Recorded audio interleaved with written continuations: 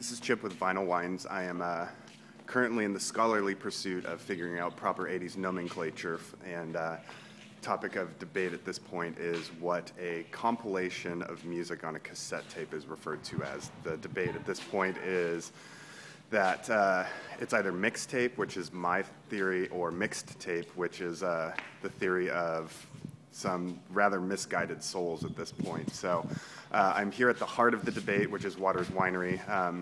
The culprit for this is Miss Krista Hilt, and so let's just go straight to the horse's mouth here and see what they have to say about that. So Krista, say hi to everybody. Hi, everyone. So go ahead and tell everybody your theory behind mixed tape. So I haven't put that much thought into my theory. It really comes down to the fact that I was born in the late 80s. Excuse me, I was born in the late 70s, and I lived through the 80s as an adolescent and early 90s and made plenty of mixed tapes for my friends. It was something that I did. It was an action I performed, and then I gave it away as a gift to friends. Therefore, I'm supporting the theory of M-I-X-E-D. And there's all this talk that, I don't know radio, I don't have a background in music, but to me this comes down to what was socially accepted as the reference to what was being created, and that's where I'm getting the M-I-X-E-D, because all my girlfriends and I certainly made mixed tapes. And a mix, you refer to, that's the mix that someone made me, but the object itself had been completed and was made, and it was a mixed tape. So Krista's theory behind this entire thing is the fact that it's referenced as a verb, as in mixed, the past tense of mixing. But my theory behind it is that the word mix is synonymous with the word compilation. So in that theory, it would be mix. So the kind of interesting thing about this is that there's just a whole lot of social media buzz about this on Facebook, Twitter. If you follow me on Twitter, if you follow Substance Wines on Twitter, anything like that, it's kind of really spurred quite the controversy here in the last 24 hours. I'm really surprised by the reception that we've got about this, and it's really interesting to see this clash of wine people meets friends, meets family, meets just completely random people that follow any of these things. It's kind of been fun, and I don't know if this is ever really going to be settled, but and again, Krista did reference the fact that she has no radio background.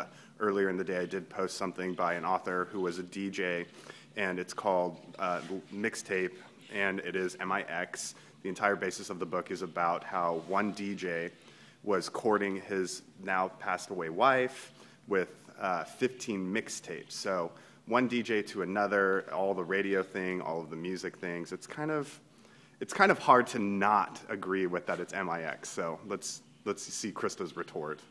So there have been a lot of things posted on Facebook and through Twitter from Wikipedia and other sources.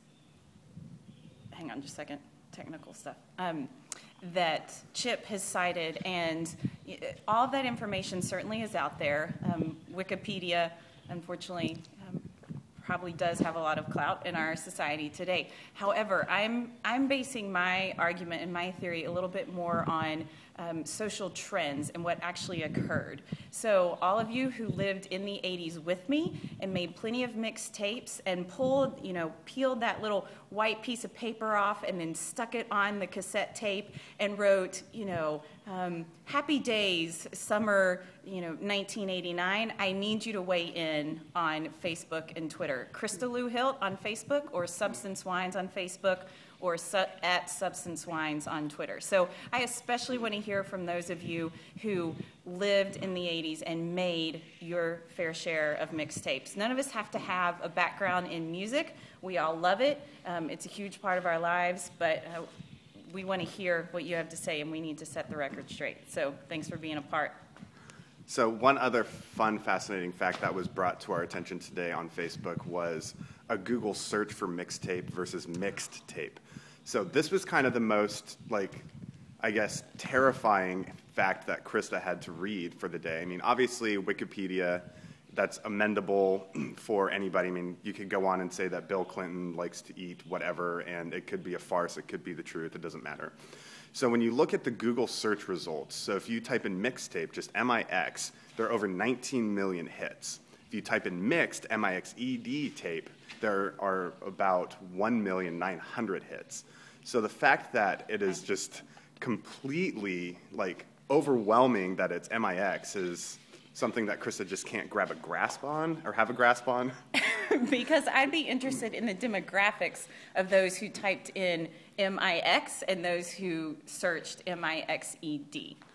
It has nothing to do with how many people have searched it. It has to do with how many people have posted about it and what it has to do with. So that's irrelevant. It's not, because those posting about the MIX could be your age and more from your generation versus mine. And again, I'm falling back on those of us who actually made mixtape after mixtape and bought those little Sony and whatever little cassette tapes. Another funny thing, though, is that there are more people that were born in her generation than in mine, so I think that's another relevant fact as well. So at this point in time, do you have anything else that you want to tell anybody, or are we just going to leave it at that and we're just going to kind of see what the polls do? You know, I'm good to just let it play out at this point. Okay, so at this point in time, as Krista said earlier, log on to Facebook, Twitter, whatever it is. Krista's Twitter is @SubstanceWines. My Twitter handle is @ChipMcLaughlin. So I'm going to be really intrigued to kind of see what this has to do and how this kind of plays out in the end. So at this point in time, I guess we're just going to go ahead and log off and kind of see what the polls have to say. So thank you.